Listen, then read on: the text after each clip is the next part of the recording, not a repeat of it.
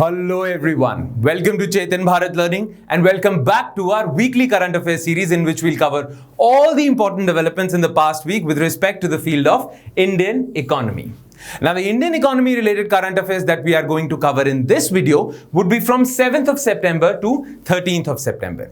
And as you guys all know that the sources that we cover are generally Hindu, Indian Express, EPW Economic and Political Weekly and many other sources including PIB and all. Alright?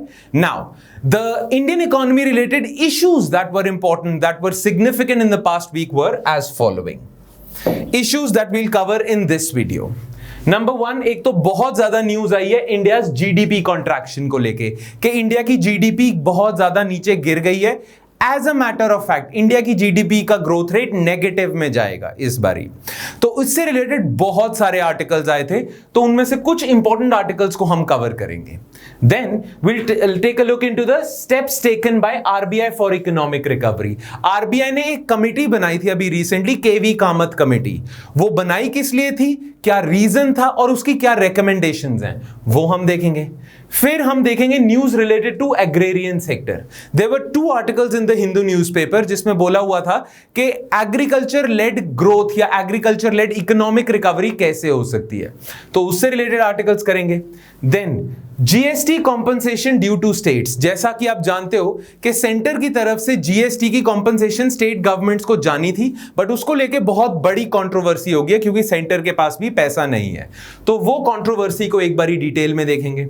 Then will take a look at ease 2.0 reform index, ठीक है, और प्रधानमंत्री मत्स्य संपदा योजना. ये 2 articles होंगे, ये PIB में आए थे, प्रेस इंफॉर्मेशन ब्यूरो में, तो उनको हम कवर करेंगे. Alright, so without further ado let's begin with the first article और the first issue that will cover, India's GDP contraction. Now, from the point of view of Indian economy, news थोड़ी सी depressing है. News ये आई है कि India की GDP इस साल कॉन्ट्रैक्ट कर सकती है. यही लिखा है India GDP contraction. Now GDP contraction का मतलब क्या है? आप ये जो जीडीपी फिगर सुनते हो ना कि इंडिया की जीडीपी 7% से ग्रो कर रही है, 6% से ग्रो कर रही है. जीडीपी अगर पॉजिटिव टेरिटरी में है ना, ये नंबर पॉजिटिव इंटीजर्स हैं, तो जीडीपी ग्रो कर रही होती है. यानी कि अगर इंडिया का जीडीपी ग्रोथ रेट 7% है और अगर इंडिया की जीडीपी 100 है, तो इस साल इंडिया की जीडीपी 107 हो गई है, तभी 7% का ग्रोथ रेट दिखा रहा है. Now many people, many economist and many agencies are saying, India की एजेंसी यही कह रही हैं कि इंडिया की जीडीपी कॉन्ट्रैक्ट करेगी इस बारी. नाउ कॉन्ट्रैक्ट करने का मतलब पता क्या है? ये जो ग्रोथ रेट है ये नेगेटिव में होगा. -7% का मतलब यह है कि अगर इंडिया की जीडीपी पिछले साल 100 थी तो अब 93 हो जाएगी. तो इंडिया ग्रो नहीं कर रहा है, इंडिया एक स्टेप वापस ले रहा है, पीछे जा रहा है.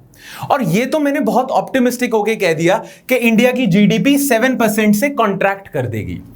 डेटा ये आ रहा है कि इंडिया की जीडीपी शायद 10% से पूरे साल कॉन्ट्रैक्ट कर सकती है. क्लियर ना? जीडीपी की ना एक खास बात है, जीडीपी ना 2 तरीके से हम मेजर कर सकते हैं. एक तो हम जीडीपी एनुअली मेजर करते हैं, एनुअली मतलब हर साल की जीडीपी मेजर करते हैं. And as you guys know what is GDP? GDP is the total value of final goods and services produced in the domestic territory of an economy in 1 year, है ना? या तो अगर 1 ईयर तब होगा जब आप जीडीपी एनुअली मेजर करते हो, नहीं तो कई बार हम जीडीपी क्वार्टरली भी मेजर करते हैं. नाउ क्वार्टरली मतलब पूरे एक साल को आप 4 क्वार्टर्स में डिवाइड कर देते हो, 3 मंथ्स के ईच पे, ठीक है.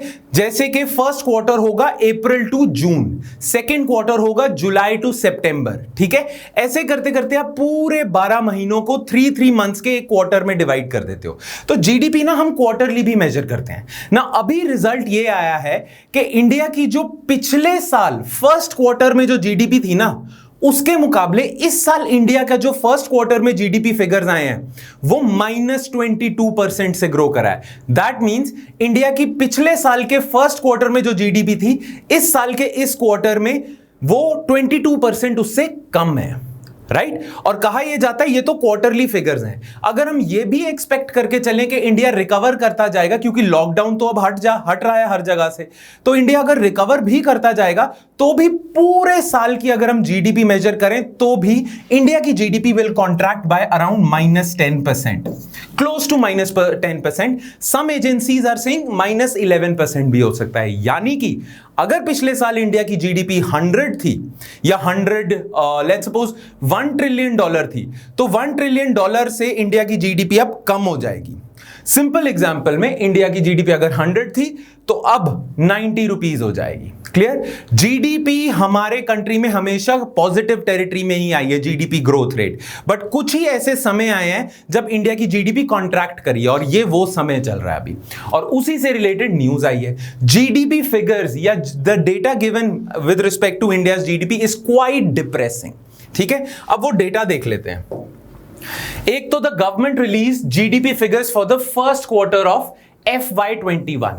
जब कहीं भी FY21 लिखा होगा ना, that means financial year 21। Now financial year 21 का मतलब 2020 से लेके 21 तक। जैसा कि आप जानते हो कि फाइनेंशियल ईयर जो होता है ना, वो अप्रैल से स्टार्ट होता है और मार्च में खत्म होता है। Yes, I guess many of you know about this, right? तो इसीलिए हम फाइनेंशियल ईयर ऐसे लिखते हैं 2020 to 21, और अगर हमें इसे शॉर्ट में लिखना है तो हम लिखते हैं FY21। तो इसके फर्स्ट क्वार्टर में जीडीपी बहुत ज्यादा कम हुई है। नाउ अंडरस्टैंडेबल है जीडीपी कम क्यों हुई है, क्योंकि फर्स्ट क्वार्टर के टाइम पे ही हम कोरोना के लॉकडाउन से जूझ रहे थे। अप्रैल में भारी लॉकडाउन था, जून में ठीक ठाक लॉकडाउन था, मई में ठीक ठाक लॉकडाउन था। तो लॉकडाउन के टाइम पे इकोनॉमिक एक्टिविटीज हो नहीं सकती थी, इसीलिए इंडिया की जीडीपी कॉन्ट्रैक्ट कर गई पिछले साल के फर्स्ट क्वार्टर के मुकाबले, right? Compare to the first quarter last year, first quarter GDP has contracted by 23.9%। I am sorry, मैंने तो फिर भी 22 लिखा था, 23.9% से कॉन्ट्रैक्ट करा। दैट मींस -23.9 का ग्रोथ रेट आया। जीडीपी कम हो गई है पिछले साल के मुकाबले। This is very depressing. अच्छा, बहुत सारी रेटिंग एजेंसीज होती हैं। एक इंडिया की रेटिंग एजेंसी है, एक ग्लोबल रेटिंग एजेंसीज होती हैं, जैसे मूडीज सुना होगा आपने, फिच सुना होगा, राइट? उन्होंने पता है क्या प्रोजेक्ट करा है? उन्होंने कहा है कि अभी तक तो चलो हमारे पास फर्स्ट क्वार्टर का डेटा है, पर फर्स्ट क्वार्टर के डेटा से अगर हम प्रोजेक्ट करें ना, तो इस पूरे साल की जीडीपी फिगर्स भी बहुत ऑप्टिमिस्टिक नहीं है। उन्होंने एस्टिमेट लगाया कि जब ये पूरा साल भी खत्म हो जाएगा ना, तो भी 2020-21 का जो ये फाइनेंशियल ईयर है, करंट फाइनेंशियल ईयर है, एनुअली भी अगर हम देखें, ये तो क्वार्टरली देख रहे हैं, एनुअली भी जीडीपी फिगर्स कॉन्ट्रैक्ट ही करेंगे। क्लियर? नाउ क्या कहती हैं domestic rating agency India ratings research revise country's financial year 21 यानी कि this current year GDP growth forecast to -11.8%।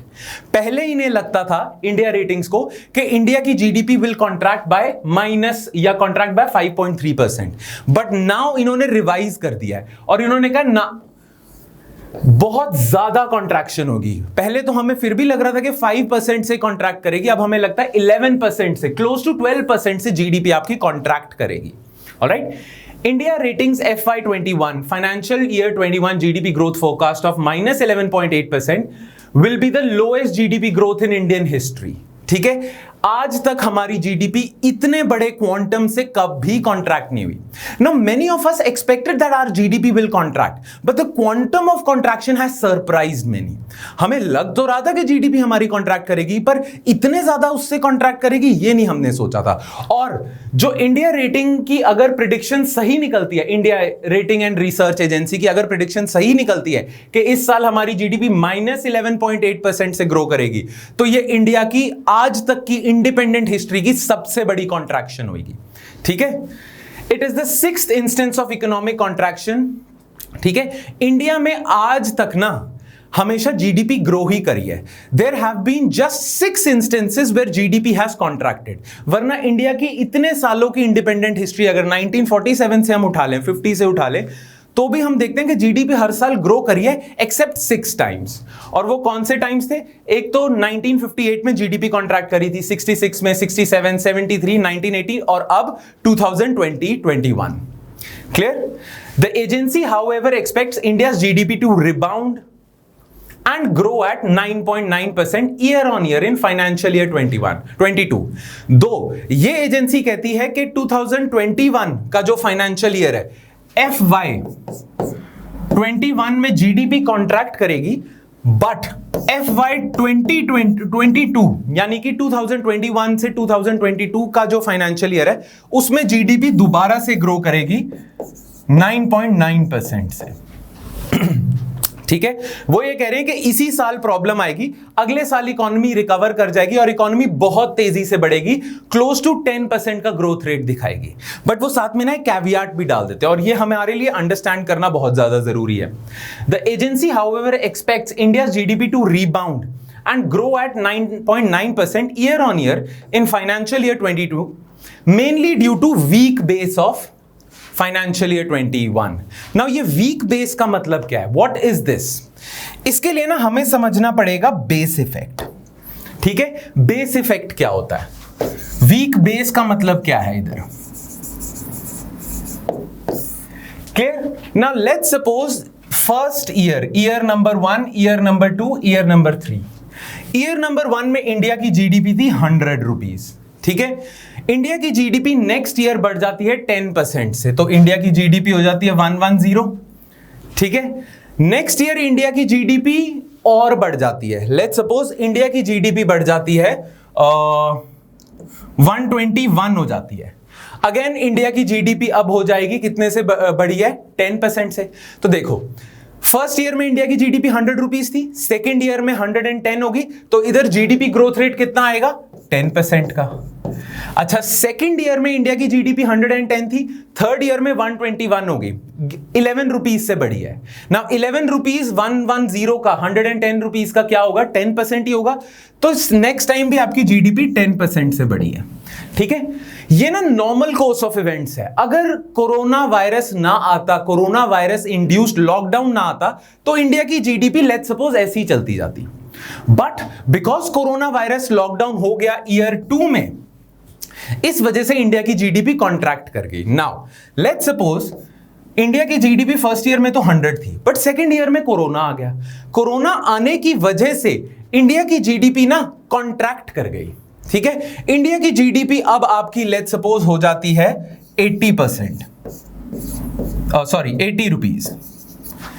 Clear? तो इधर आपका कॉन्ट्रैक्शन कितने की हुई, -20% की, है ना, मेक सेंस? बट अगले साल ना एक्टिविटीज नॉर्मल होती जाएंगी। अगले साल क्या होगा, कोरोना वायरस हट जाएगा। हम यही सपोज कर रहे हैं कि अगले साल कोरोना वायरस हट जाएगा। तो लेट्स सपोज ये अज्यूम कर रहे हैं कि हम थर्ड ईयर में ना कोरोना वायरस हट जाता है, और बिकॉज कोरोना वायरस हट जाता है तो जो आपकी एक्टिविटीज है, इकोनॉमिक एक्टिविटीज है, वो बैक टू नॉर्मल आ जाती हैं। बैक टू नॉर्मल आ जाती हैं। Underline this word is important. Now जब आपकी एक्टिविटीज बैक टू नॉर्मल आ जाएंगी तो थर्ड ईयर में आपकी जीडीपी कितनी होनी चाहिए, 121। नॉर्मल कोर्स ऑफ इवेंट्स में तो आपकी थर्ड ईयर में जीडीपी 121 होनी चाहिए, राइट? अगर सब नॉर्मल हो जाता है। क्लियर? बट अब आप देखो कि अब from second to third growth rate कितना आएगा। फर्स्ट ईयर में तो आपका ग्रोथ रेट आया -20%, बट अब सेकेंड ईयर में ग्रोथ रेट कितना आएगा, मतलब सेकेंड से थर्ड ईयर में जाते हुए ग्रोथ रेट कितना होएगा। आपकी जीडीपी बढ़ी है 41 रुपीज से, तो आपका ग्रोथ रेट आ जाता है कुछ +50% का। Right, make sense? नाउ बहुत सारे आपके इकोनॉमिस्ट ये बोल देंगे, गवर्नमेंट स्पेशली ये बोल देगी कि देखो नॉर्मल कोर्स ऑफ इवेंट्स में तो 10% का ग्रोथ रेट चल रहा था, पर हमने इतनी अच्छी इकोनॉमिक रिकवरी करी, इतनी बढ़िया इकोनॉमिक रिकवरी करी कि अब 50% का हमने ग्रोथ रेट दिखा दिया।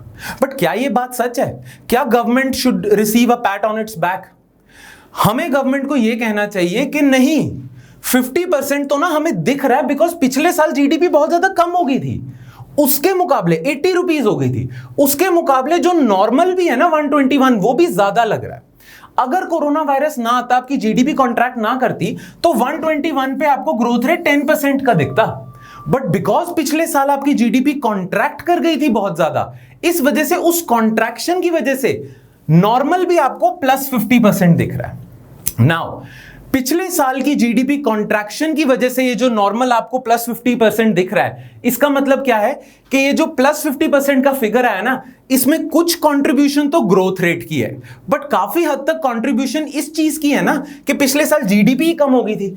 ये जिस बेस पे हम मेजर करते हैं, बेस मतलब 100 से कंपेयर करते हैं ना कि इस साल जीडीपी कितनी ग्रो करी है, 110 को हम 100 से कंपेयर करते हैं ना कि 10 रुपीस की ग्रोथ हुई है, तो 100 का नीचे डिनोमिनेटर में बेस लगाते हैं और परसेंटेज कैलकुलेट करते हैं, यही करते हैं ना।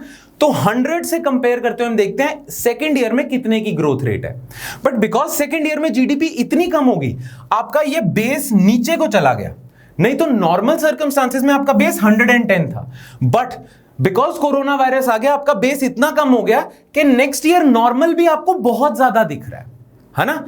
तो इसे हम कहते हैं बेस इफेक्ट, कि जीडीपी तो नॉर्मल हिसाब से ही बढ़ी है, इकोनॉमिक एक्टिविटीज नॉर्मल आ गई है, नॉर्मल हिसाब से बढ़ी है, बट बिकॉज पिछले साल आपकी कॉन्ट्रैक्ट हो गई थी, इसके कंपैरिजन में ज्यादा लग रही है, 50% लग रही है।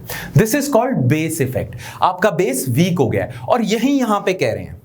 अभी तक बिफोर कोरोना वायरस लॉकडाउन, जब कोरोना वायरस आया भी नहीं था ना, इंडिया के जीडीपी फिगर्स कभी भी 7% से ऊपर गए नहीं। पिछले 3-4 सालों में इंडिया कभी 5% की ग्रोथ रेट दिखा रहा है, कभी 6% की ग्रोथ रेट दिखा रहा है, ठीक है। बट कह रहे हैं कि 2022 में इंडिया 10% की ग्रोथ रेट दिखा देगा, यही लिखा हुआ है ना, 9.9% की ग्रोथ रेट दिखा देगा। नाउ 9.9% की ग्रोथ रेट का मतलब ये नहीं है कि एक्स्ट्रॉर्डिनरीली आपकी इकोनॉमी बढ़ी है, नहीं। इस साल आपकी बेस ही इतना नीचे हो गया कि आपको 9.9% दिख रही है। अगर नॉर्मल कोर्स ऑफ इवेंट्स चलता रहता तो 5% पे भी आपकी जीडीपी वहीं आ जाती, बट बिकॉज बेस इतना नीचे हो गया, जैसे इस एग्जाम्पल में हो गया, इसी वजह से क्या हो गया, इसी वजह से आपको 9.9% दिख रही है, 10% की ग्रोथ रेट दिख रही है। तो इस 10% में कुछ कंट्रीब्यूशन तो आपकी जीडीपी ग्रो करने का है, बट कुछ कंट्रीब्यूशन है वीक बेस का, यानी कि बेस इफेक्ट का।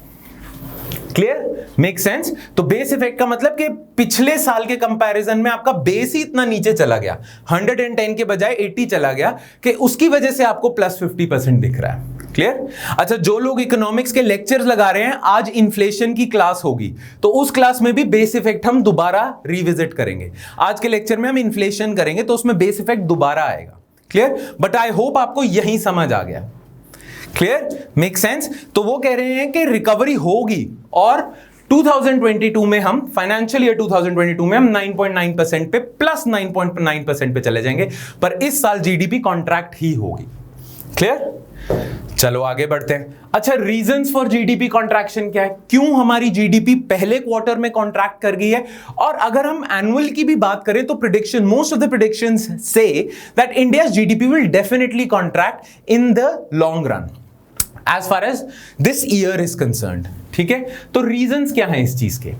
देखो, reason number 1, first phase of lockdown curtailed nearly 2/3 of GDP, though this proportion came down in subsequent phases। जब पहला फेज ऑफ लॉकडाउन आया था ना, वो इतना ब्रूटल था कि उसने क्लोज टू 2/3 आपकी इकोनॉमी बंद कर दी थी, क्योंकि लॉकडाउन था, ट्रांसपोर्टेशन ही नहीं हो पा रही। एक आपको रफ आइडिया दूं, आपको पता है स्कूल्स कॉलेजेस में जो बसेस वगैरह चलती है ना, ट्रांसपोर्ट का जो सर्विसेज प्रोवाइड करते हैं स्कूल्स और कॉलेजेस के लिए, वो अगर हम उसका पूरा बिजनेस कैलकुलेट करें ना पूरे इंडिया में, कि स्कूल कॉलेजेस को ट्रांसपोर्ट सर्विसेज देना, स्टूडेंट्स को ट्रांसपोर्ट सर्विसेज देना, वो पूरा बिजनेस ना 1,20,000 करोड़ का है एक साल का। एक साल में जो स्कूल कॉलेजेस का बिजनेस है ना, वो ट्रांसपोर्ट का, स्कूल कॉलेजेस का ट्रांसपोर्ट, सिर्फ बस सर्विस का, वो इतना है 1,20,000 करोड़ का। स्कूल कॉलेजेस तो बंद हो गए थे, तो स्कूल कॉलेजेस बंद हो जाएंगे तो ये पैसा तो कट गया, राइट? ऐसे ही बहुत सारी ऐसी चीजें थी इंडियन इकोनॉमी की। 2/3 of Indian economy was shut down, और बिकॉज जब 2/3 इंडियन इकोनॉमी शट डाउन हो जाएगी तो इंडियन इकोनॉमी ग्रो कैसे करेगी? 1/3 के बेसिस पे हम ये थोड़ी कह सकते कि जीडीपी ग्रो कर जाए, right? So first phase of lockdown curtailed nearly 2/3 of GDP. हाँ, पहले फेज में 2/3 जीडीपी था, धीरे धीरे ये प्रोपोर्शन कम होता गया। 2/3 होता है आपका 66%, तो फिर 50% हो गया, फिर 25% हो गया। ऐसे करते करते ना लॉकडाउन 2.0, 3.0, 4.0 में धीरे धीरे एक्टिविटीज हमने खोलनी शुरू कर दी थी, तो ये चीज तो कम हो गई थी। फिर भी till the end of May economic activities adding up to nearly 1/5 of GDP were still restricted. मई के एंड में भी चाहे हम धीरे धीरे कम करते जा रहे थे, पर 1/5 activities were still restricted. Even in August, अभी गया अगस्त तो, up to 9% of GDP was restricted either by regulation or by fear. 9% आपकी GDP, जो आपकी 9% इकोनॉमी है, वो अगस्त के एंड तक भी ठप थी. ठप क्यों थी? बिकॉज या तो गवर्नमेंट की रिस्ट्रिक्शंस हैं, जैसे अभी भी स्टेट गवर्नमेंट्स ऐसे ही कर रही है ना कि वीकेंड्स पे लॉकडाउन रख रही हैं, कुछ ऐसे लॉकडाउन वगैरह रख रही हैं. या तो लॉकडाउन की वजह से 9% एक्टिविटी, इकोनॉमिक एक्टिविटी ठप पड़ी थी, या लोगों के डर की वजह से. बहुत सारे रेस्टोरेंट्स में लोग जा ही नहीं रहे थे. क्यों नहीं जा रहे थे? कोरोना का ही डर था ना. बहुत सारे ट्रैवल एजेंसीज जो थी, वो लोग उनकी ट्रैवल सर्विसेज को यूज ही नहीं कर रहे. ये जो थॉमस कुक वगैरह, मेक माई ट्रिप वगैरह, ये तो बिल्कुल ही बंद पड़ गए थे ना. लोग खुद ही नहीं जा रहे थे, राइट? तो बिकॉज ऑफ फियर और रेगुलेशन, इकोनॉमिक एक्टिविटीज वर ठप. Plus, many states and local governments are restricting activities through lockdown on weekends or random days. अभी भी सेंटर ने तो खोल दिया है सब कुछ, पर कई स्टेट गवर्नमेंट्स ना फिर भी छोटी मोटी रिस्ट्रिक्शंस रख रही हैं कि वीकेंड पे लॉकडाउन रख लिया, ट्यूसडे को लॉकडाउन रख लिया, ऐसे एक एक दिन लॉकडाउन रख रहे हैं. तो अभी भी रिस्ट्रिक्शंस हैं, जिसकी वजह से आपकी जीडीपी एक तो कॉन्ट्रैक्ट कर गई फर्स्ट क्वार्टर में. और क्यों कह रहे हैं कि आने वाले क्वार्टर में भी रिकवरी अच्छी नहीं होगी? तभी तो कह रहे हैं एनुअली भी 11% से जीडीपी कॉन्ट्रैक्ट कर जाएगी. क्यों कह रहे हैं? क्योंकि आपको होप ही नहीं है कि आने वाले क्वार्टर्स में जीडीपी आपकी रिकवर करिए अच्छे से. क्यों? क्योंकि अभी भी रिस्ट्रिक्शंस हैं. Clear? Now why slow recovery? Slow recovery क्यों हो रही है आपकी? अब स्लो रिकवरी होने के दो कारण हैं. एक तो हमने डिस्कस कर लिया है, some restrictions are still present. अभी भी कई रिस्ट्रिक्शंस है, कई स्टेट गवर्नमेंट्स अभी भी रिस्ट्रिक्शंस डाले हुए हैं. पर एक और रीजन पता क्या है? Economic uncertainty has changed investment and savings behaviour. Now ये थोड़ा टेक्निकल इकोनॉमी से रिलेटेड चीज है. ये रीजन, ये तो लेमैन को भी समझ आ जाएगा, बट ये इकोनॉमिक्स के स्टूडेंट्स को ही समझ आएगा. मैं आपको समझा देता हूं इसका मतलब क्या है. कहा यह जाता है, जब इकोनॉमिक अनसर्टेनिटी है ना, जब मार्केट में अनसर्टेनिटी है कि पता नहीं क्या हो जाएगा, तो लोग ना सेविंग ज्यादा करनी शुरू कर देते हैं. लोग जब सेविंग ज्यादा करेंगे तो लोग खर्चा कम करेंगे. अच्छा, लोग जब खर्चा कम करेंगे तो मार्केट में लोग पैसे नहीं देंगे, मार्केट में खर्चा ही नहीं कर रहे. जब लोग मार्केट में ही नहीं खर्चा कर रहे तो दुकानदार कैसे कमाएगा? तो गुड्स एंड सर्विसेज कैसे बिकेंगे? गुड्स एंड सर्विसेज नहीं बिकेंगे तो क्या होगा? सिंपल सी चीज है, लॉसेस होने शुरू हो जाएंगे, इकोनॉमी नीचे जानी शुरू हो जाएगी. तो बिकॉज मार्केट में अनसर्टेनिटी है ना, इस वजह से सेविंग्स, हाउस होल्ड सेविंग्स बढ़ती जा रही है. नाउ ये तो आप जानते ही हो ना कि आपकी जो इनकम होती है वो या तो आप कंज्यूम करते हो, चीजें खरीद लेते हो उसकी, या आप सेव कर लेते हो. अब बिकॉज इकोनॉमी में अनसर्टेनिटी है, आपको पता ही नहीं आपको अगले महीने जॉब मिलेगी या नहीं मिलेगी, आप सेविंग्स बढ़ा रहे हो अपनी कि ताकि मैं अपने आप को बचा लूं. तो आप कंजम्पशन कम कर रहे हो, कंजम्पशन कम कर रहे हो तो मार्केट्स में खर्चा कम कर रहे हो, मार्केट्स में खर्चा कम कर रहे हो तो मार्केट को नुकसान हो रहा है. क्लियर? अच्छा, एक और चीज, यहां तो हमने सिर्फ सेविंग्स की बात करी है. जब मार्केट में अनसर्टेनिटी होती है ना, अब बिकॉज लोग खर्चा नहीं कर रहे, लोगों को डर है, पता नहीं है कोरोना कब जाएगा. अब बिजनेसमैन के पॉइंट ऑफ व्यू से देखते हैं. अभी तो हमने अपने हिसाब से, कंज्यूमर के हिसाब से सोचा ना, अब बिजनेसमैन के पॉइंट ऑफ व्यू से देखते हैं. बिजनेसमैन को यह नहीं पता कि उसने जो गुड्स एंड सर्विसेज बनाए हैं वो मार्केट में बिकेंगे भी या नहीं बिकेंगे, और कब तक नहीं बिकेंगे. उसे यह भी नहीं पता कि ये कोरोना वायरस का, ये जो पैंडेमिक की वजह से इकोनॉमिक हालत खराब हो रही है, ये कब तक जाएगी. He has no clue, उसे पता ही नहीं, उसके लिए अनसर्टेनिटी चल रही है. अब बिकॉज बिजनेसमैन के लिए भी अनसर्टेनिटी चल रही है, बिजनेसमैन अपनी इन्वेस्टमेंट्स रोक देंगे. देखो, बिजनेसमैन इन्वेस्टमेंट कब करता है? ज्यादा इन्वेस्टमेंट. अगर मेरी ये पेन बनाने की फैक्ट्री है और मुझे मार्केट में पता चलता है कि ये पेन की डिमांड बढ़ गई है, ठीक है, तो मैं एक और फैक्ट्री खोल दूंगा ये पेन बनाने की. बिकॉज मुझे पता चलता है ना कि मार्केट में लोगों को ये पेन चाहिए, तो मैं और फैक्ट्रियां खोल दूंगा. राइट? जब मैं और फैक्ट्री खोलता हूं तो उसमें मशीन्स भी रखता हूं, उसमें प्लांट भी लगाता हूं मैं, ठीक है, तो मैं इन्वेस्टमेंट कर रहा हूं. राइट? मार्केट से लोन भी ले रहा हूं ताकि मैं नई फैक्ट्री के लिए इन्वेस्टमेंट कर सकूं. कैपिटल गुड्स खरीदता हूं, मशीन्स, टूल्स वगैरह. राइट? बट अगर मुझे पता ही नहीं कि ये जो मेरे एग्जिस्टिंग पेन है ये भी बिकेंगे या नहीं बिकेंगे, तो मैं नई फैक्ट्री क्यों लगाऊंगा? इसलिए बहुत सारे कॉर्पोरेट्स ने अपने इन्वेस्टमेंट्स ही रोकी हुई हैं. As a matter of fact ये बहुत सारे कॉर्पोरेट्स जिन्होंने अपनी एग्जिस्टिंग इन्वेस्टमेंट्स के लिए लोन लिए हुए थे बैंकों से, ये तो वो लोन भी नहीं चुका पा रहे। आप कैसे एक्सपेक्ट करते हो कि ये और नए लोन उठा ले नई फैक्ट्री लगाने के लिए? इनकी आज की फैक्ट्री के जो इन्होंने लोन लिए हुए थे वो नहीं चुका पा रहे ये। तो डोंट यू थिंक कॉर्पोरेट्स भी, बिजनेसमैन भी अपनी इन्वेस्टमेंट कम कर देंगे? बिजनेसमैन ने अपनी इन्वेस्टमेंट कम करी हुई है, ठीक है। अच्छा, लोगों ने अपनी कंजम्पशन कम करी हुई है, सेविंग्स बढ़ाई हुई है। एक और चीज, लेक्चर 2 में जो हम इकोनॉमिक्स की लेक्चर सीरीज चला रहे हैं उसमें याद करो, मैंने एक चीज आपको, एक फॉर्मूला बताया था जीडीपी का, और मैंने बोला था इट इज एक्सट्रीमली इंपॉर्टेंट। क्यों? क्योंकि वो हर जगह यूज होगा। Do you guys remember that GDP is equal to consumption plus investment plus government spending plus net exports? Do you remember this part? Right? Now, because people are uncertain about their future, they are not consuming more, they are saving more. तो consumption expenditure down है. Because businessmen are uncertain about their future, investment down है. ठीक है? अच्छा, government के पास भी इतना पैसा नहीं है, गवर्नमेंट ऑलरेडी लॉसेस में चल रही है, गवर्नमेंट भी स्पेंडिंग नहीं बढ़ा सकती, और ग्लोबल मार्केट में ग्लोबल ट्रेड भी हिला हुआ है, इसलिए आप एक्सपोर्ट भी नहीं कर पा रहे। दैट इज वाई आपकी जीडीपी नहीं बढ़ पा रही। As a matter of fact आपकी जीडीपी कॉन्ट्रैक्ट कर गई है। As a matter of fact आपकी रिकवरी, इकोनॉमिक जीडीपी की रिकवरी नहीं हो रही है। अनसर्टेनिटी है ना, कंजम्पशन गिरी हुई है, इन्वेस्टमेंट गिरी हुई है, गवर्नमेंट का पता नहीं, गवर्नमेंट स्पेंडिंग कर भी सकती है नहीं भी कर सकती, और मार्केट में एक्सपोर्ट्स तो इतने हो नहीं रहे हैं, नेट एक्सपोर्ट्स तो हो नहीं रहे हैं। तो ये सेकेंड रीजन समझ आया। मेन रीजन तो आज भी रिस्ट्रिक्शंस का है, बट एक और रीजन है कि बिकॉज अनसर्टेनिटी मार्केट में है तो लोगों के सेविंग्स और इन्वेस्टमेंट पैटर्न बदल गए हैं। इन्वेस्टमेंट नहीं कर रहे, जीडीपी को नुकसान होगा, कंजम्पशन कर नहीं रहे हैं, सेविंग ज्यादा कर रहे हैं, जीडीपी को नुकसान होगा। Make sense? ठीक है, तो that is why there is slow recovery. Clear? चलो आगे बढ़ते हैं। कॉन्सिक्वेंसेस क्या होंगे अगर इंडिया रेटिंग्स की जो प्रिडिक्शन है वो सही निकलती है कि इंडिया की जीडीपी एनुअली, अगर पूरे साल की कैलकुलेट करें, not just this first quarter, वैसे तो करंटली अभी सेकंड क्वार्टर चल रहा है, पर not just based on the figures of first quarter, but if we think that India ratings prediction for the complete year financial year 21 is true, तो हमें पता चलता है कि इंडिया की जीडीपी क्लोज टू 10% से कॉन्ट्रैक्ट कर जाएगी। अगर इंडिया रेटिंग, जो रेटिंग एजेंसी है, इसकी प्रेडिक्शन ट्रू हो तो इंडिया की पूरे साल में जीडीपी 10% से कॉन्ट्रैक्ट कर जाएगी। 10% का मतलब पता है क्या है? पूरी इकोनॉमी को 20 लाख करोड़ का नुकसान होगा। अब ये जो 20 लाख करोड़ का नुकसान है, ये भुगतेगा कौन? आप सोच रहे हो ठीक है 20 लाख करोड़ का तो नुकसान होगा, पर मेरे बैंक बैलेंस से थोड़ी जा रहा है, बट काइंड ऑफ आपके बैंक बैलेंस से भी जाएगा। ठीक है, 20 लाख करोड़ का पूरी इकोनॉमी का नुकसान होगा। अब ये किस पे बर्डन पड़ेगा? Half of this loss would be felt by the government in the form of lost tax revenue and extra expenditure, है ना?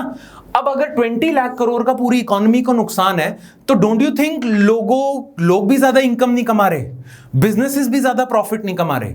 डोंट यू थिंक बिजनेसेस अगर ज्यादा प्रॉफिट नहीं कमा रहे, लोग ज्यादा खरीद फरोख्त नहीं कर रहे, लोग इनकम ज्यादा नहीं कमा रहे, तो इनकम टैक्स कलेक्शन गवर्नमेंट की कम हो जाएगी, कॉर्पोरेट टैक्स कलेक्शन लोगों की गवर्नमेंट की कम हो जाएगी, जीएसटी कलेक्शन कम हो जाएगी, क्योंकि जितने गुड्स एंड सर्विसेज बिकेंगे उतना ही तो जीएसटी आएगा गवर्नमेंट के पास।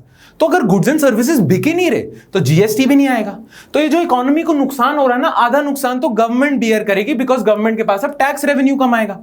प्लस गवर्नमेंट ने एक्सपेंडिचर तो बढ़ा के रखा है अपना, वेलफेयर पेमेंट्स तो गवर्नमेंट करती रहेगी, इंप्लॉइज को तनख्वाह तो देती रहेगी, आईएएस आईपीएस वगैरह, तो गवर्नमेंट का एक्सपेंडिचर ज्यादा है, टैक्स रेवेन्यू कम होता जाएगा।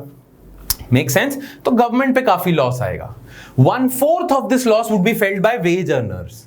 अब इकोनॉमी को लॉस होएगा तो बिजनेसेस ठप होंगे, तो वहां पे जो वेज अर्नर्स थे, जो एम्प्लॉयमेंट जिनको मिली हुई थी, वो भी बेचारे अनएम्प्लॉयड हो जाएंगे, तो ये लॉस आ जाएगा। ठीक है, the worst affected would be informal firms and low income households.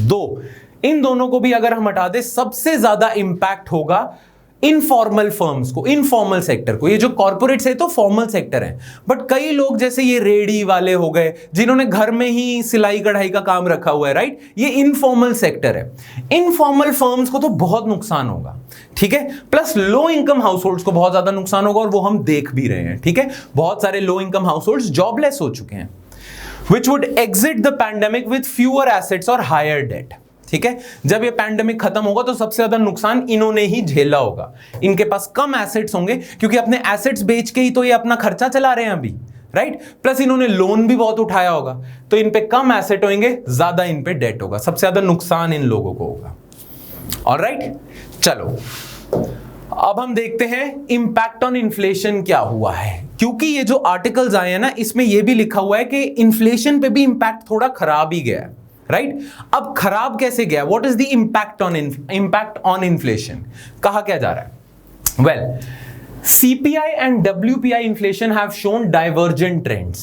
While WPI is in the negative territory, CPI levels are quite high, close to 5%. ठीक है ना, दो तरीके से ना हम इन्फ्लेशन मेजर करते हैं। वैसे तो आज के इन्फ्लेशन लेक्चर में you will understand what is CPI and what is WPI। Well, CPI stands for consumer price index and WPI stands for wholesale price index. Now government ना या कोई भी कंट्री इन्फ्लेशन पता कैसे मेजर करती है कि एक आम आदमी को इन्फ्लेशन कितनी फील हो रही है, कैसे मेजर करती है? गवर्नमेंट ना क्या करती है, गवर्नमेंट ये सोचती है कि एक आम आदमी जो हमारे कंट्री में है ना, वो एक महीने में ये कुछ गुड्स एंड सर्विसेज कंज्यूम करता है। वो 5 यूनिट्स फूड के कंज्यूम कर लेता है, 6 यूनिट्स फ्यूल के कंज्यूम कर लेता है, ठीक है, 7 यूनिट्स एजुकेशन के कंज्यूम कर लेता है।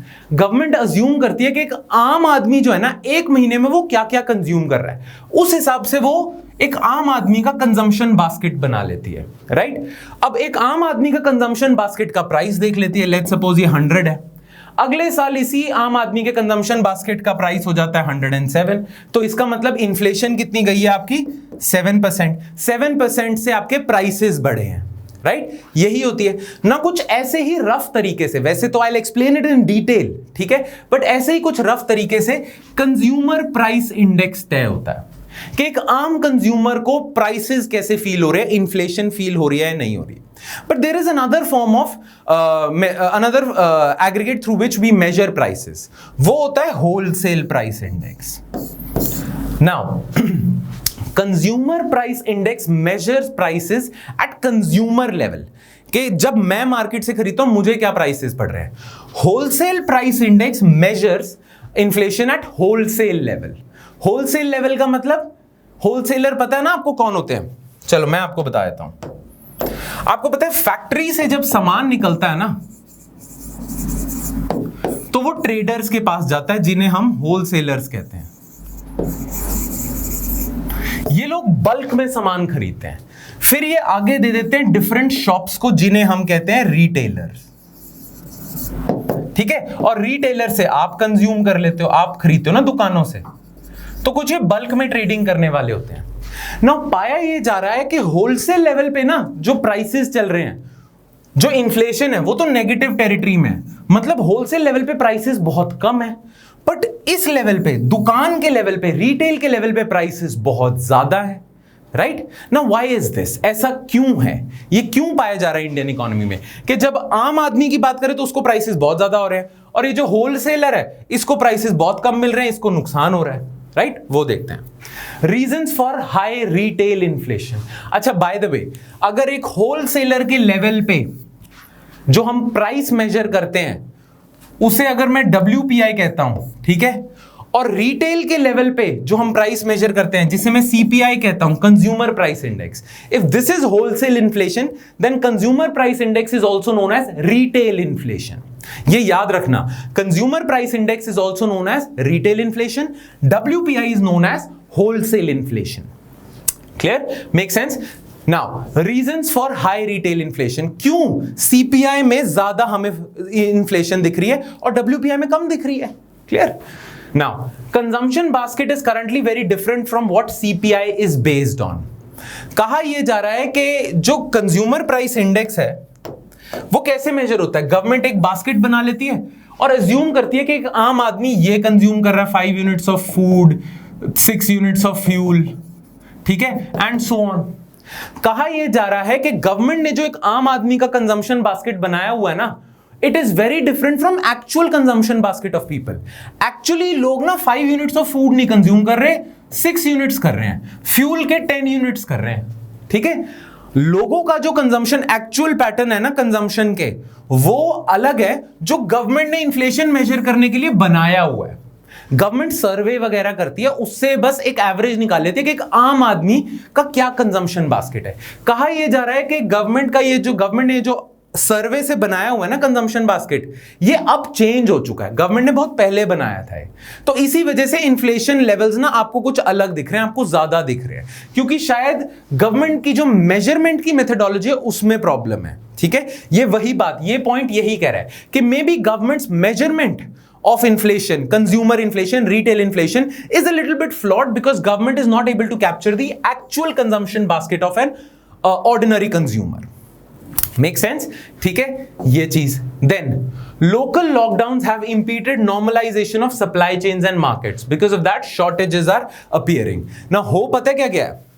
As you guys all know, inflation क्यों होती है मार्केट में? मार्केट में inflation तब होती है when demand outstrips supply. When there is more demand and less supply ना, तब इन्फ्लेशन ज्यादा होती है। ठीक है, अब हुआ पता क्या है? फैक्ट्री से सामान निकलता है, ठीक है, होलसेलर्स पे जाता है, होलसेलर्स आगे रिटेल को दे देते हैं। ठीक है, अब ये सारी चीजों के लिए मूवमेंट चाहिए।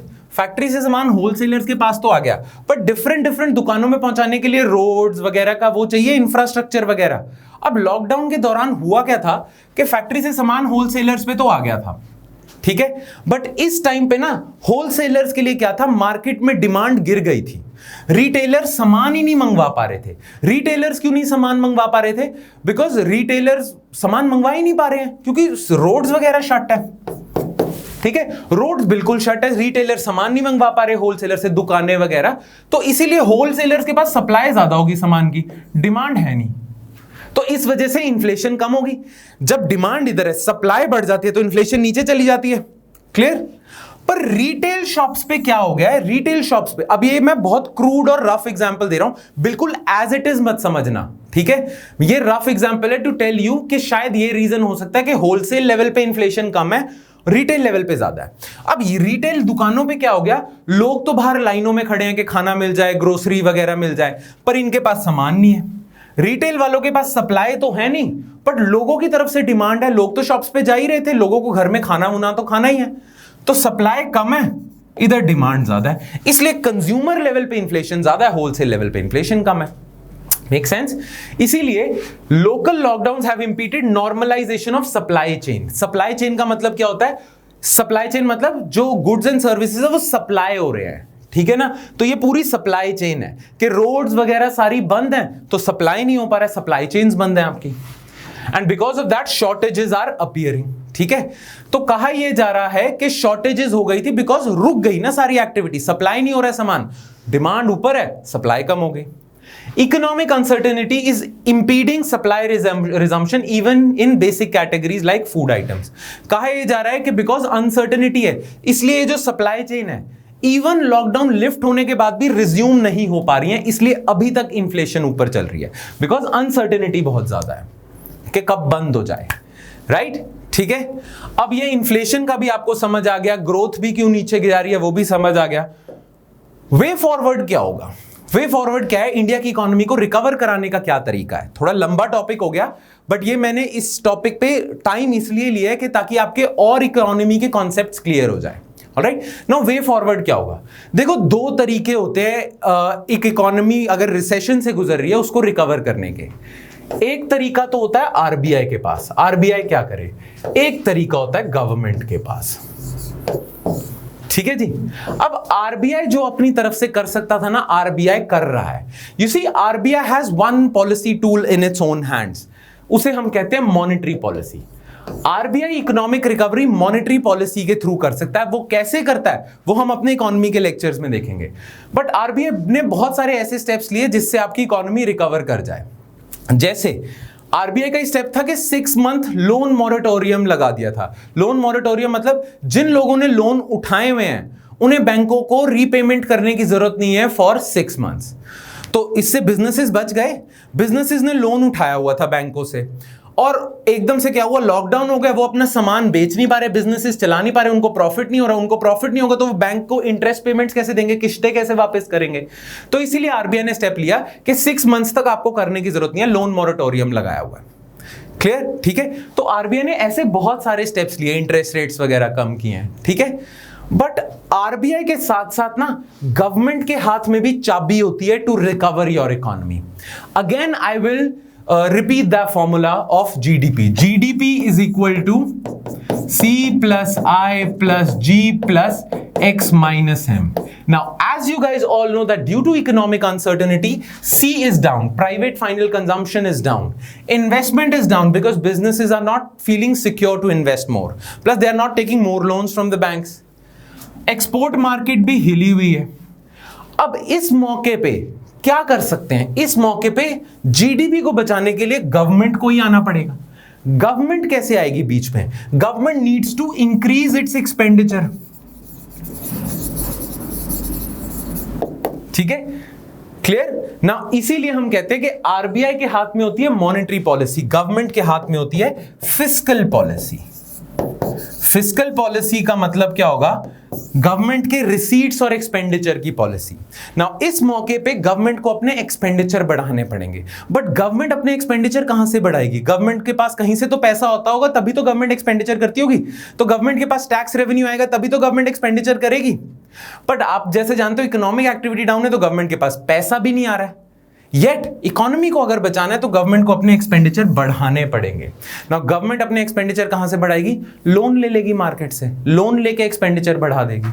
राइट? तो अभी ये बोला जा रहा है कि आरबीआई तो अपने स्टेप्स चलाते रहे, गवर्नमेंट भी अपनी फिस्कल पॉलिसी में एक्सपेंडिचर इंक्रीज कर दे, जिसे हम कहते हैं expansionary fiscal policy. Right? So government needs to take expansionary fiscal policy measures so as to speed up the recovery of GDP, economic recovery के लिए. तो ये वे फॉरवर्ड है. सारे आर्टिकल्स में लिखा हुआ है कि फिस्कल रिस्पांस ही चाहिए एट दिस मोमेंट, क्योंकि आरबीआई का रिस्पांस इतना स्ट्रांग नहीं आ रहा है. आरबीआई की तरफ से मॉनेटरी पॉलिसी इतना इकोनॉमी रिकवर नहीं कर पा रही है. Now is the time for fiscal response. Government ने करा है फिस्कल रिस्पांस. आत्मनिर्भर भारत, उसमें गवर्नमेंट ने अपने एक्सपेंडिचर्स का ही लेखा जोखा दिया था, ठीक है, लॉकडाउन के दौरान. Yet many economists and many policy experts are saying that government needs to increase its fiscal response, which means government needs to increase its expenditure because consumption is down, investment is down. So if government will increase its expenditure, there will be some saving grace left for GDP to come back to normal. ठीक है जी, तो ये कुछ way forward है. एक article में एक और वे फॉरवर्ड लिखा हुआ था, वो ये था कि स्टेट गवर्नमेंट्स को भी, लोकल गवर्नमेंट से स्टेट गवर्नमेंट्स को भी ना कैलिब्रेटेड अप्रोच लेनी चाहिए. ये अनसाइंटिफिक अप्रोच नहीं लेनी चाहिए कि सैटरडे को लॉकडाउन कर दिया, संडे को लॉकडाउन कर दिया, ट्यूसडे को लॉकडाउन कर दिया. हर स्टेट को अपने एक्सपर्टीज के हिसाब से इकोनॉमी को लिबरलाइज करना चाहिए. ये ऐसे रैंडम लॉकडाउन्स नहीं रखने चाहिए. और हर स्टेट को ना अपनी इकोनॉमिक कैपेसिटी के हिसाब से प्लान बनाने चाहिए. जैसे गोवा और हिमाचल प्रदेश की सबसे बड़ी इंडस्ट्री है टूरिज्म, तो उसके लिए उन्हें कोई प्लान बनाना चाहिए. वैसे ही यूपी के लिए टेक्सटाइल इंडस्ट्री होगी, उसके लिए उसे प्लान बनाना चाहिए. ऐसे ऐसे यूपी के लिए डेयरी इंडस्ट्री भी है, उसके लिए प्लान बनाना चाहिए. तो ऐसे स्टेट गवर्नमेंट्स को अपने नीश के हिसाब से नीश प्लान्स बनाने चाहिए, तभी इकोनॉमी रिकवर कर पाएगी. क्लियर? ठीक है, तो ये हमारा हो गया पहला टॉपिक जो थोड़ा लंबा था बट इंपॉर्टेंट था. अब हम आ जाते हैं नेक्स्ट इशू पे, which deals with steps taken by RBI to speed up economic recovery. अब इससे रिलेटेड दो आर्टिकल्स आए थे, एक तो इंडियन एक्सप्रेस में आया था एक्सप्लेन सीरीज में, और दूसरा हिंदू में आया था. नाउ एक बार ही देख लेते हैं इन दोनों आर्टिकल्स में इशू कौन सा है जिसे डिस्कस किया गया. ठीक है, न्यूज में क्या है आरबीआई से related. Now as the 6-month moratorium on loan repayments ended on August 31, RBI had set up a 5-member expert committee under KV Kamath for recommending the financial parameters required for one-time loan restructuring window for corporate borrowers under stress due to the pandemic. अब ये बहुत लंबी statement है, let's break it down a little bit. हुआ क्या था कि let's suppose ये एक बिजनेस है, ठीक है. अब इस बिजनेस को ना मार्केट दिखती है. As a matter of fact इस बिजनेस को मार्केट में अपने प्रोडक्ट की डिमांड दिखती है. राइट? डिमांड इसे दिखती है बिजनेस को. तो ये बिजनेस क्या करता है, ये सोचता है कि मैं ना सेटअप कर लूं, फैक्ट्री वगैरह सेटअप कर लूं, सारी चीजें सेटअप कर लूं.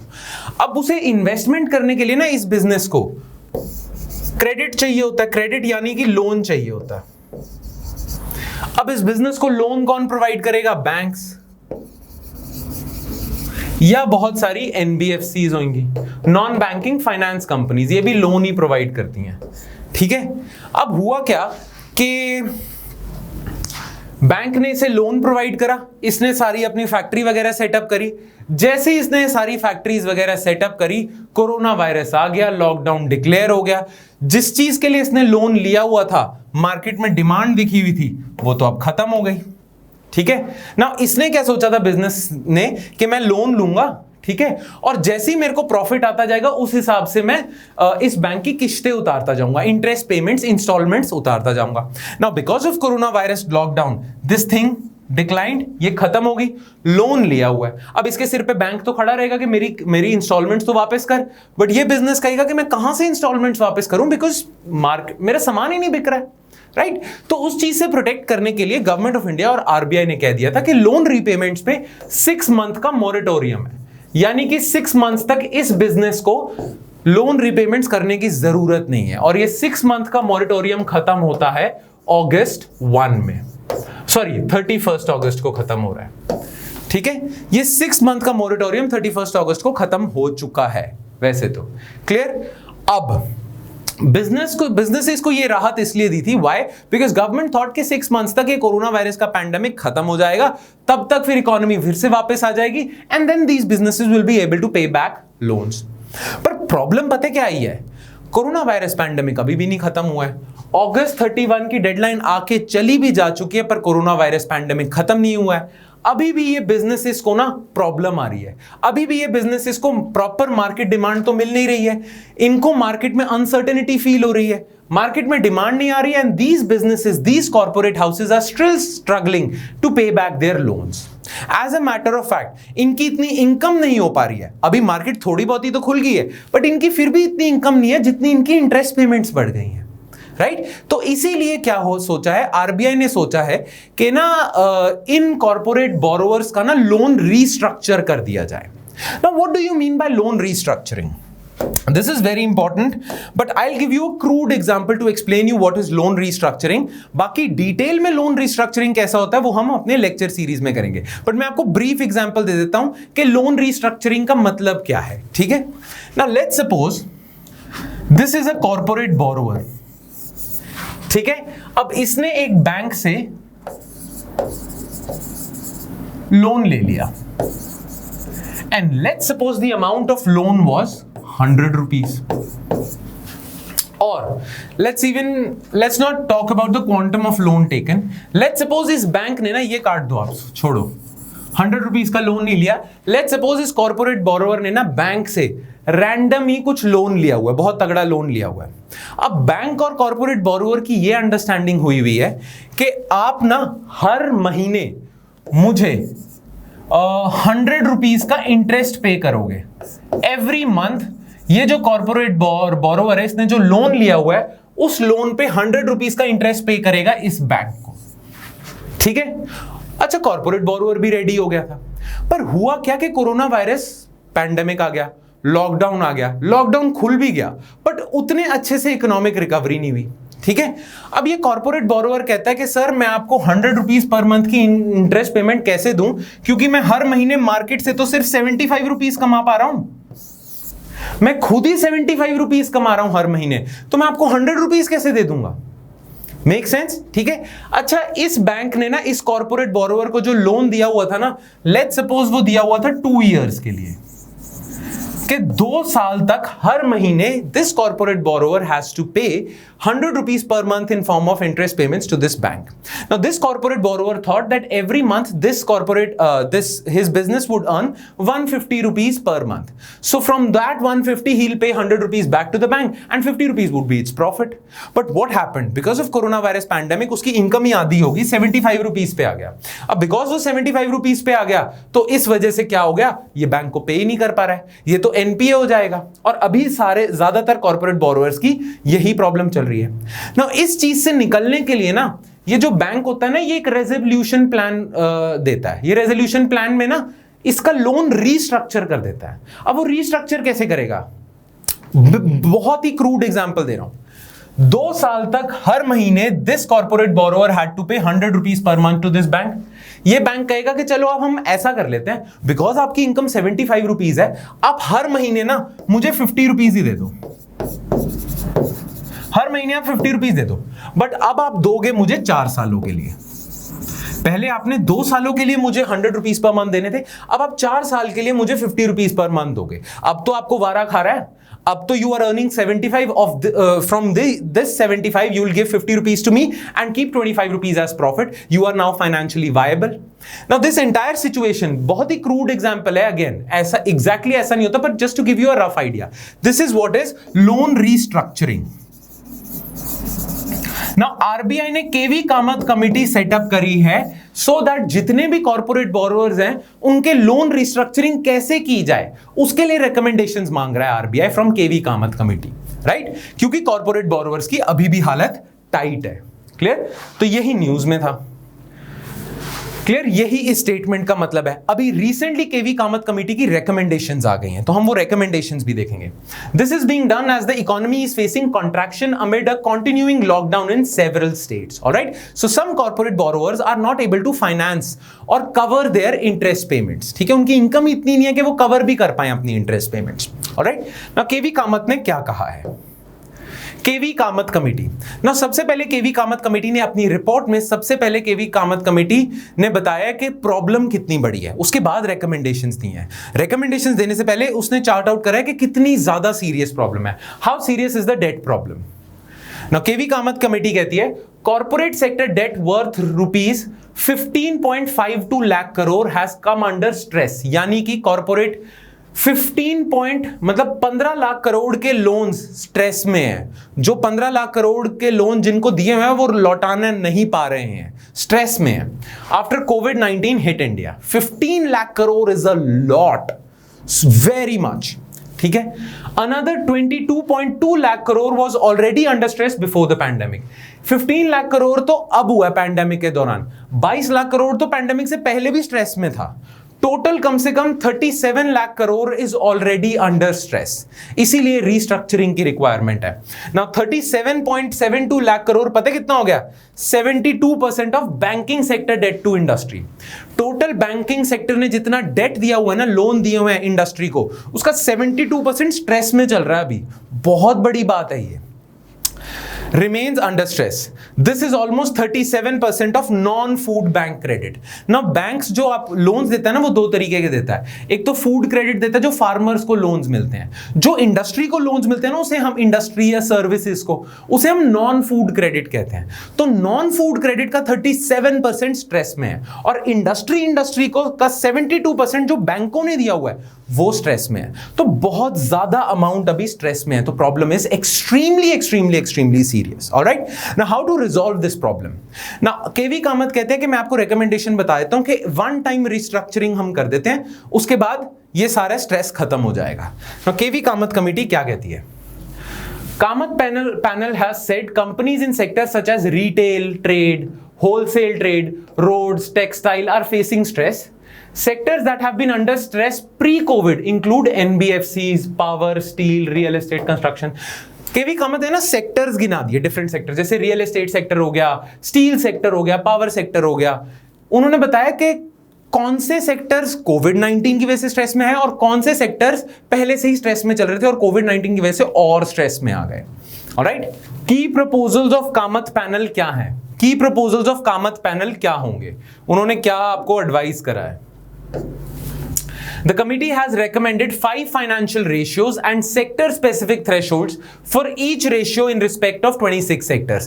तो जैसे ये different sectors है ना, पावर हो गया, स्टील हो गया, कंस्ट्रक्शन सेक्टर हो गया, ऐसे ही ना कामत पैनल ने पूरे इंडिया की इकोनॉमी को 26 सेक्टर्स में बांट दिया है। और उन्होंने ना हर सेक्टर के लिए ना कुछ थ्रेशोल्ड दिए हैं, कुछ ना उन्होंने 5 फाइनेंशियल रेशियोज दिए हैं। 5 फाइनेंशियल रेशियोज मतलब जैसे कि एक होता है रेशियो आपका डेट टू जीडी, जैसे आपका रेशियो होता है ना debt to net assets ratio, कि जितनी एक कंपनी है उस पे टोटल डेट कितना है डिवाइडेड बाय उसकी टोटल वर्थ कितनी है, राइट? तो ऐसे ही ना बहुत सारे फाइनेंशियल रेशियोज हैं जिनसे हम मेजर करते हैं कि एक कंपनी पे कितना ज्यादा डेट चढ़ा हुआ है, राइट जैसे कि फॉर एग्जांपल मेरी 100 रुपीज की कंपनी है पर मेरे पे डेट 50 रुपीज का चढ़ा हुआ है, तो मेरा डेट टू एसेट्स रेशियो कुछ 50% हो जाएगा। ऐसे ही ना इन्हीं चीजों से रिलेटेड कुछ ना 5 फाइनेंशियल रेशियोज हैं। तो उन्होंने क्या करा है, हर सेक्टर के लिए ना एक लेवल सेट कर दिया। जैसे स्टील सेक्टर के लिए डेट टू एसेट रेशियो कर देंगे वो 50%, कंस्ट्रक्शन सेक्टर के लिए कर देंगे 33%। ये जो जितनी भी 5 फाइनेंशियल रेशियोज है ना, हर सेक्टर के लिए डिफरेंट थ्रेशोल्ड लिमिट डाल दिया है।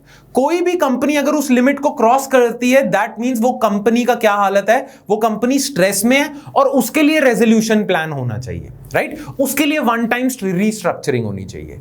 जिन कंपनीज का उस पर्टिकुलर सेक्टर में जो वो फाइनेंशियल रेशियोज है वो लिमिट के नीचे है, ठीक है, तो उनके लिए वो क्या कर देंगे, उनके लिए वो कर देंगे कि आपको वन टाइम रीस्ट्रक्चरिंग की जरूरत नहीं है। जैसे केवी कामत ने ना ये 5 रेशियोज दी हुई हैं, 5 फाइनेंशियल रेशियो, जैसे total outstanding liabilities to adjusted net tangible net worth. Now ये सारी जो 5 फाइनेंशियल रेशियोज है ना, इनकी डेफिनेशन, इनका मतलब क्या होता है, ये हम अपने लेक्चर्स में करेंगे, ठीक है। अभी आपको ये रेशियोज का मतलब क्या है जानने की जरूरत नहीं है, आपको बस ये जानना है कि केवी कामत ने ना ये 5 रेशियोज दी हैं और हर सेक्टर के लिए एक थ्रेशोल्ड सेट कर दिया। जैसे total outstanding liabilities to adjusted tangible net worth, ये रियल एस्टेट सेक्टर के लिए कर दिया 33%।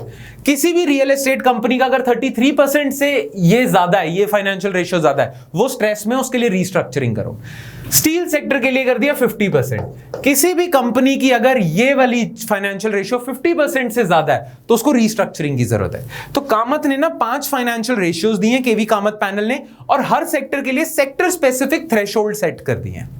These sector specific ratios shall be taken into account before finalizing resolution plans, ठीक है।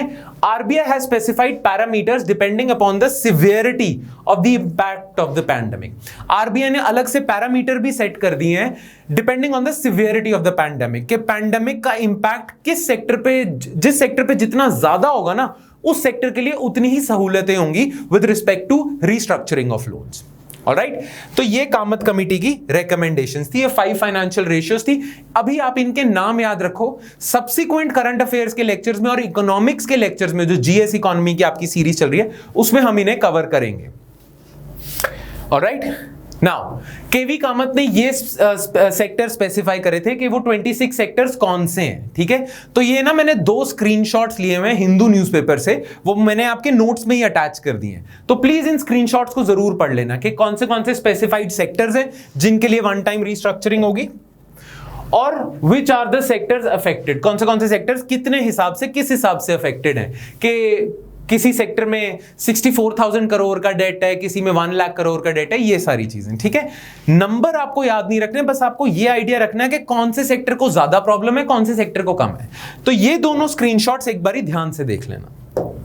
ऑलराइट, अब हम आ जाते हैं अपने नेक्स्ट टॉपिक पे, एग्रेरियन सेक्टर को लेके। नाउ एग्रीकल्चरल सेक्टर, जिसे हम एग्रेरियन सेक्टर भी कहते हैं, with respect to this there were 2 important articles that were in Hindu newspaper as well. एक तो redefining a farmer the Hindu and an agriculture led revival as a flawed claim, ठीक है। तो सबसे पहले हम इस आर्टिकल को देखते हैं, ये बड़ा सिंपल सा छोटा सा आर्टिकल है। Now as you guys all know that because of coronavirus pandemic, each and every sector of the economy was facing certain problems, right? So agriculture sector was also nothing special, there was nothing special about agriculture sector. Even agrarian sector also faced a slew of problems. Many problems were faced by agricultural sectors, and farmers were bearing the brunt of coronavirus induced lockdown. Now because of that, government of India took certain measures to alleviate the troubles, or not alleviate, to actually help the farmers to get out of this economic despair, ठीक है। तो government of India ने बहुत सारे steps लिए थे farmers के लिए, एग्रीकल्चरल सेक्टर के लिए, ठीक है। जैसे गवर्नमेंट ने क्या क्या स्टेप्स लिए, the agricultural sector saw sleeve of immediate and strategic stimuli under आत्मनिर्भर भारत।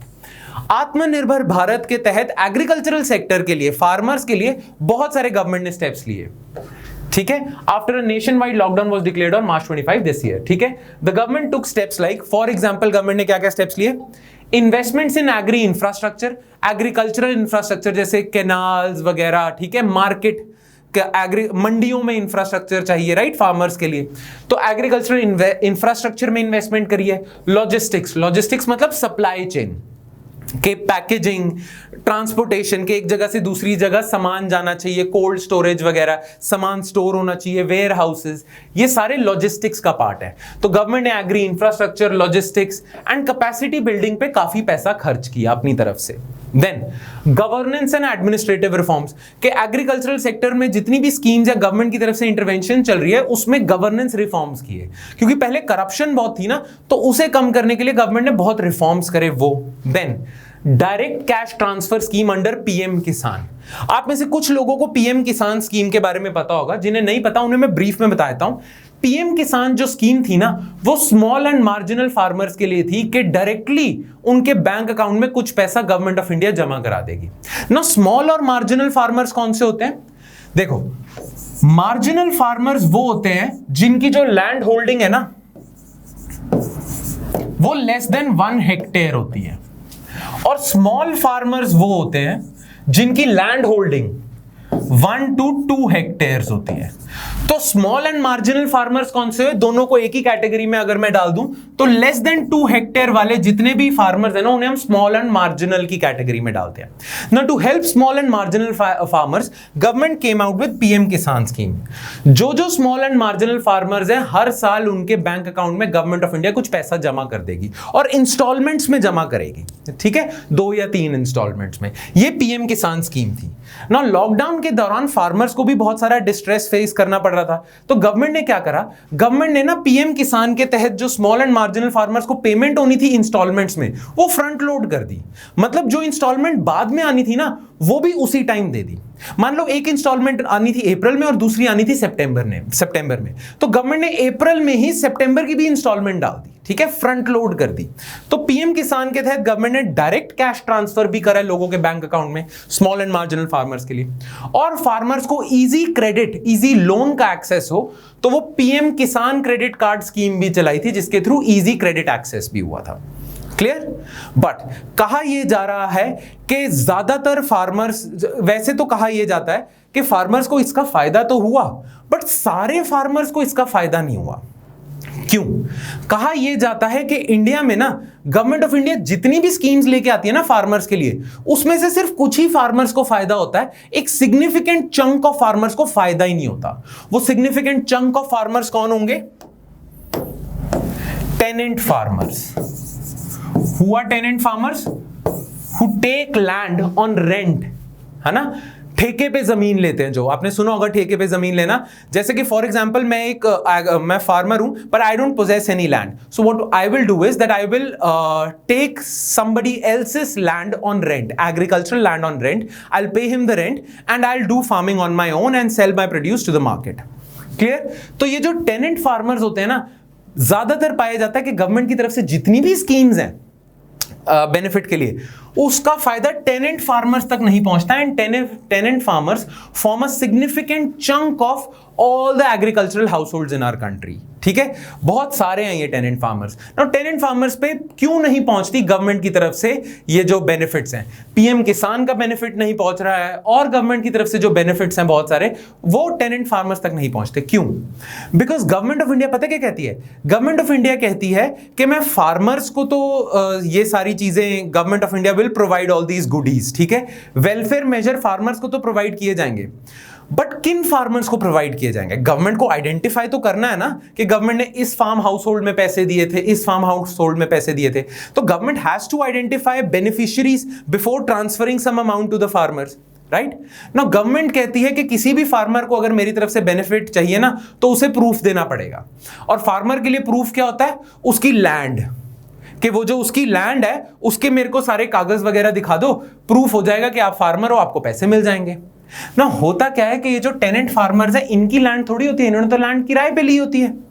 प्लस बहुत सारे एरियाज में लैंड लीजिंग या लैंड टेनेसी, टेनेंट जो लॉज हैं वो इतने अच्छे हैं ही नहीं, इसलिए लोग ना लीगली रेंट पे नहीं जमीन देते, मुंह जबानी रेंट पे देते हैं। तो इनके पास तो कोई कागज वगैरह नहीं होता, इसलिए इन्हें बेनिफिट्स नहीं पहुंचते, राइट? यही बात बोली गई है। ठीक है, but land ownership is considered to be a mandatory criteria for availing benefits under different agricultural schemes. Therefore, the impact of agrarian distress is felt disproportionately by tenant farmers. इन पे सबसे ज्यादा होता है. ठीक है, तो अब ना ये जो आर्टिकल था, ये जो नीचे वाला आर्टिकल था, ये पता क्या बोलता है कि ये जो डेफिनेशन है ना टू आइडेंटिफाई बेनिफिशियरीज के, लैंड जिसके पास होगी वही फार्मर होगा और गवर्नमेंट उसे ही बेनिफिट देगी, इस डेफिनेशन को चेंज करो.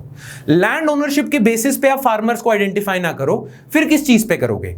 एग्रीकल्चरल इनकम पे करोगे. ये कहता है delinking of land as the defining criteria for a farmer should be done away with if you want to relieve farmers of rural distress. Yes, in this regard अब इस चीज में ना एक सर्वे करा था एनएसएसओ ने, नेशनल सैंपल सर्वे ऑफिस ने. उनका सर्वे का नाम था situation assessment survey. On ground ये असेस करना चाहते थे फार्मर्स की हालत कैसी है. नाउ फार्मर्स को इन्होंने आइडेंटिफाई कैसे करा? 70th राउंड हुआ था इसका. इन्होंने पता कैसे फार्मर को आइडेंटिफाई करा? Definition for agricultural household under 70th round of situation assessment survey by NSSO. इन्होंने पता कैसे डिफाइन करा? Households that receive some value of produce from agricultural activities during the previous 365 days. पिछले एक साल में अगर किसी हाउसहोल्ड के पास जो इनकम आई है उसमें से significant chunk of income agricultural activities से आई थी, ठीक है, कुछ फार्म प्रोड्यूस बेच के आई थी, तो उसे एग्रीकल्चरल हाउसहोल्ड कंसिडर किया जाएगा. ठीक है, ये इन्होंने आइडेंटिफाई करा था. नाउ जो ये आर्टिकल लिखने वाले हैं ना, वो कहते हैं कि एनएसएसओ की इसी डेफिनेशन के बेसिस पे ही आप बेनिफिट्स भी दो. आप क्यों लैंड ओनरशिप ले रहे हो? तो ये आर्टिकल कहता है, ये आर्टिकल में लिखा है कि जो एनएसएसओ की ये वाली डेफिनेशन है ना, इसके बेसिस पे ही पीएम किसान की पेमेंट्स होनी चाहिए, इसके बेसिस पे ही एग्रीकल्चरल बेनिफिट्स दिए जाने चाहिए. ठीक है, लैंड ओनरशिप के बेसिस पे जो आप बेनिफिट्स देते हो वो डेफिनेशन हटा दो. ठीक है, बस यही सारी चीज है इसमें. आप नोट्स में भी पढ़ लेना, यही सारी चीज लिखी हुई है. ऑलराइट, नाउ अब हम दूसरे आर्टिकल पे आ जाते हैं. दूसरा आर्टिकल क्या है? एक्चुअली दूसरे आर्टिकल में पता क्या हुआ था? गवर्नमेंट की तरफ से ना बहुत सारे जो मिनिस्टर्स हैं और पॉलिसी मेकर्स हैं वो कह रहे हैं कि इंडिया में लॉकडाउन और इकोनॉमिक डिस्ट्रेस होने के बावजूद एग्रीकल्चरल सेक्टर ना अच्छा खासा रिकवर कर रहा है. इसीलिए बहुत सारे लोग ये अनुमान लगा रहे हैं कि एग्रीकल्चर लेड इकोनॉमिक रिकवरी होगी, that agricultural sector alone will pull the economy out of distress. कि एग्रीकल्चरल सेक्टर बढ़ता जाएगा और इकोनॉमी उसके साथ, वो इकोनॉमी को अपने साथ लेके बाहर आ जाएगा. ठीक है, तो एग्रीकल्चर लेड इकोनॉमिक रिकवरी. अब उसके लिए रीजंस क्या दिए जा रहे हैं? That why do they think that agriculture led economic recovery is possible, right? Arguments in favour of agriculture led economic revival. कहा यह जाता है कि जो राबी क्रॉप है ना, जो विंटर्स में उगाई जाती है, उसकी हार्वेस्टिंग मार्च अप्रैल में होती है और मार्केट में वो मार्च अप्रैल में तक बिकती है. कहा यह जाता है कि the procurement of rabi wheat in 2020-21 was 12.6% higher than in 2019-20. यानी कि गवर्नमेंट की एजेंसीज ने जो ये व्हीट, राबी व्हीट प्रोक्योर करी है, खरीदी है फार्मर से, वो ज्यादा है पिछले साल के मुकाबले में. दैट मींस फार्मर ने ज्यादा व्हीट उगाई है, दैट मींस एग्रीकल्चर सेक्टर तो बढ़ रहा है, right? Food inflation in the quarter one of this 2020-21, food inflation, सिर्फ फूड की बात करें, नॉट ओवरऑल इन्फ्लेशन, एट 9.2% चल रहा है. तो फूड इन्फ्लेशन जो है ना वो 9.2% पे गया है, विच मींस कि फार्मर्स को अच्छे प्राइसेस मिल रहे हैं अपने फूड क्रॉप्स के, तो फार्मर्स को फायदा है. The area under kharif season, kharif season कौन सा होता है? मॉनसून सीजन, जब चावल उगाए जाते हैं. तो area under kharif sowing was 14% higher than in 2019-20. That means farmers are sowing more rice crops as compared to 2019-20. ठीक है? The government's economic package for agriculture as a part of 20 lakh crore आत्मनिर्भर Bharat package. आत्मनिर्भर Bharat package के अंदर agriculture के लिए जो package है वो भी एग्रीकल्चर सेक्टर को ऊपर लेके जाएगा और उस वजह से पूरी इकोनॉमी ऊपर चली जाएगी. ना ये जो आर्टिकल था ना, it was actually focusing on debunking this entire argument. वो कहता है कि गवर्नमेंट की तरफ से जो आर्ग्यूमेंट आ रहा है ना कि एग्रीकल्चर सेक्टर बढ़ रहा है और एग्रीकल्चर लेड रिकवरी होगी, वो गलत है. अब वो गलत किस बेस पे कह रहे हैं मैं यहीं आपको बता देता हूं. वो कहते हैं कि गवर्नमेंट एजेंसीज ना, जितनी भी इंडिया में व्हीट बनती है, गवर्नमेंट लेस देन 20% प्रोक्योर करती है. बाकी जो व्हीट है ना वो तो मार्केट में, मंडियों में जाती है. ठीक है, less than 20% of the wheat produced by farmers is procured by government agencies. Rest of the wheat is sold in the market.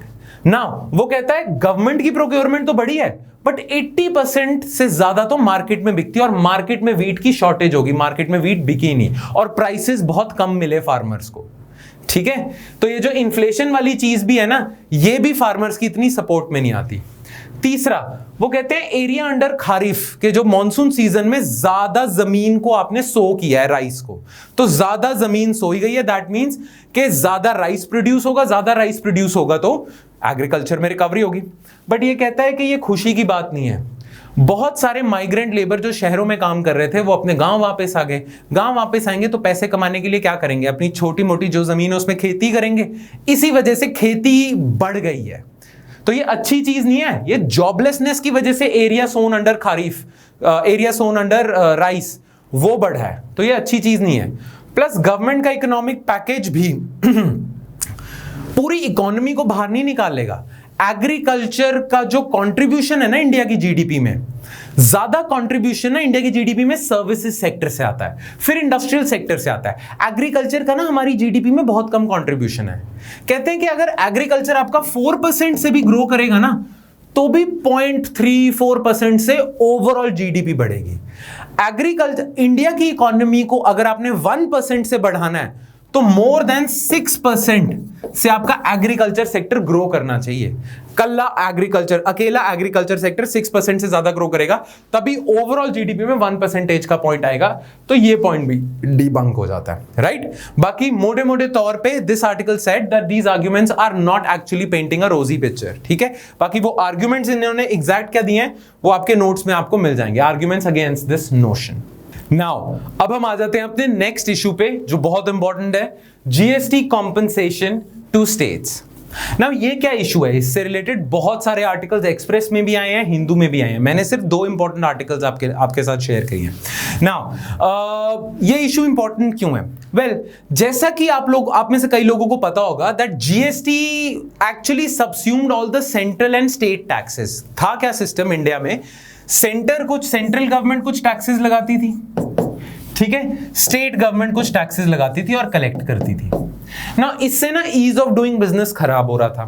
तो इसी वजह से ना गवर्नमेंट ऑफ इंडिया ने अपनी तरफ से क्या कहा, गवर्नमेंट ऑफ इंडिया ने कहा कि सारे सेंटर के टैक्सेस और स्टेट के टैक्सेस हम सबस्यूम कर लेते हैं under one single category called GST. अच्छा, ये जो जीएसटी होगा ये 2 पार्ट्स का होगा। एक होगा सीजीएसटी जिसमें सारे सेंटर के टैक्सेस कंबाइन करके आपने एक बना दिया, सारे स्टेट्स के टैक्सेस कंबाइन करके आपने एसजीएसटी बना दिया, ठीक है। और एक आईजीएसटी भी होता है, पर वो हम कभी जीएसटी के टॉपिक में देखेंगे। तो इसमें क्या कहा था आपने, क्या करा कि सारे सेंटर के और स्टेट्स के टैक्सेस कंबाइन करके आप जीएसटी में डाल दो। अच्छा, सीजीएसटी का क्या रेट होगा, एसजीएसटी का टैक्स कितना टैक्स होगा, ये डिसाइड कौन करेगा, जीएसटी काउंसिल। उसके लिए आपने कॉन्स्टिट्यूशनल बॉडी बना दी which goes by the name of GST Council. So GST Council would decide what would be the rate of CGST and what would be the rate of SGST. Earlier, central government used to decide the rates of its central taxes, state governments used to decide the rates of its state taxes. But now ये power centre और states ने उठा के GST council को दे दी। GST council में centre states दोनों के representatives होते हैं, और अब स्टेट्स को जो एसजीएसटी मिलेगा वो भी जीएसटी काउंसिल डिसाइड करेगा, सेंटर को जो सीजीएसटी मिलेगा वो भी जीएसटी काउंसिल डिसाइड करेगा। नाउ ये जीएसटी बनाने के लिए ना आपको कॉन्स्टिट्यूशनल अमेंडमेंट करनी पड़ी थी। कॉन्स्टिट्यूशनल अमेंडमेंट क्यों करनी पड़ी? बिकॉज एक तो कॉन्स्टिट्यूशन में लिखे हुए थे कि कौन से टैक्सेस सेंटर के कौन से स्टेट्स के हैं, तो आपको अमेंड करके जीएसटी का प्रोविजन डालना था। दूसरा, as you'll study in polity that this amendment, constitutional amendment was passed through a special majority. Special majority का मतलब 2/3 लोकसभा में, 2/3 मेजॉरिटी राज्यसभा में, और 50% स्टेट्स की रैटिफिकेशन भी चाहिए। स्टेट्स की रैटिफिकेशन क्यों चाहिए? बिकॉज स्टेट्स के टैक्सेस आप उठा रहे हो ना, तो स्टेट्स के अगर आप टैक्सेस उठा रहे हो तो स्टेट्स का परमिशन तो लेनी पड़ेगी, तो कम से कम 50% स्टेट लेजिस्लेचर्स की आपको रैटिफिकेशन चाहिए थी। Now majority state governments ready नहीं थी कि जीएसटी रेजीम आ जाए। स्टेट गवर्नमेंट्स को लगता था कि उनके रेवेन्यू लॉसेस होंगे, उनको बहुत लॉसेस होंगे, एसजीएसटी उन्हें उतनी पेमेंट नहीं दे पाएगा जितना वो अपने टैक्सेस से कमा रहे थे। तो बहुत सारे स्टेट्स की ना ये कंटेंशन थी कि they will face revenue losses, they won't earn that much as they used to earn in the previous regime. Clear? So to allay these fears of the state governments, के state governments को इन चीजों से मतलब उनको एक offer दिया central government ने कहा कि जो भी आपको रेवेन्यू लॉसेज होंगे ना, आप एक बार इस रिजीम के लिए ना हाँ कह दो, आपको जो भी लॉसेज होंगे ना वो लॉसेज हम आपको कॉम्पनसेट कर देंगे, ठीक है। तो स्टेट्स को इस रिजीम को फॉलो करने के लिए जितने भी रेवेन्यू लॉसेज हो रहे थे, कि जैसे मान लेते हैं कि स्टेट्स ने हर साल कमाने थे, लेट्स सपोज हरियाणा ने हर साल कमाने थे 100 रुपीज, ठीक है, बट अब SGST से हरियाणा कमाएगा 70 रुपीज, तो ये जो 30 रुपीज है ना, ये 30 रुपीज सेंटर दे देगा हरियाणा को, ठीक है, पर परमानेंटली तो देगा नहीं कॉम्पनसेशन, ये कॉम्पनसेशन सेंटर स्टेट्स को देगा फॉर 5 ईयर्स, ठीक है। तो स्टेट्स को ऑन बोर्ड लाने के लिए, स्टेट्स को रेटिफाई करवाने के लिए स्टेट्स को ये ऑफर दिया कि आपको जो भी रेवेन्यू में लॉसेस होंगे ना वो 5 ईयर्स तक हम कॉम्पनसेट कर देंगे, ठीक है, मेक सेंस, क्लियर। अच्छा, कॉम्पनसेट कहां से करेंगे, इसके लिए ना एक GST कॉम्पनसेशन फंड बनाया गया।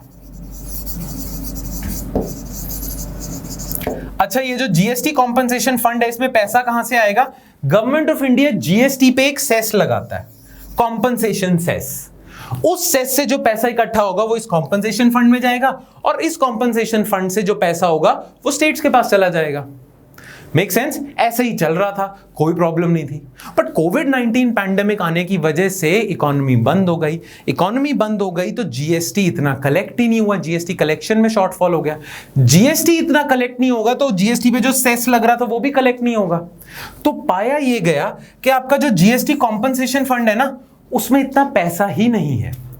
कहा यह जाता है कि स्टेट्स को ना इस साल चाहिए 3 लाख करोड़ इन कॉम्पनसेशन, बट GST फंड में ना, कॉम्पनसेशन फंड में से सिर्फ 65,000 करोड़ हैं। That means government of India is facing a shortfall of 2,35,000 crores that states are demanding. States को 65,000 करोड़ तो दे देंगे क्योंकि इतना तो फंड में है, बट वो जो बचा हुआ 2,35,000 करोड़ है ना वो स्टेट्स को कहां से देंगे, GST कॉम्पनसेशन फंड में पैसा ही नहीं है, मेक सेंस, ठीक है।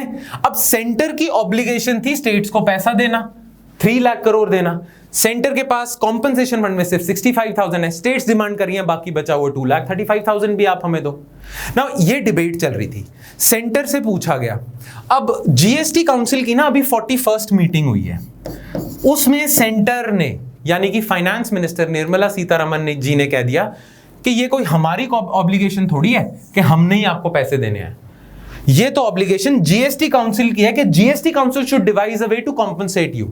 हम क्यों करें, हमने भी तो GST के लॉसेस फेस करें, हमारे पास भी पैसा नहीं है। अगर कॉम्पनसेशन फंड में पैसा नहीं है तो हम अपनी तरफ से अपनी जेब से क्यों पैसा दें, हमारी तो कोई ऑब्लिगेशन नहीं है। जब कॉम्पनसेशन फंड में आएगा पैसा हम दे देंगे।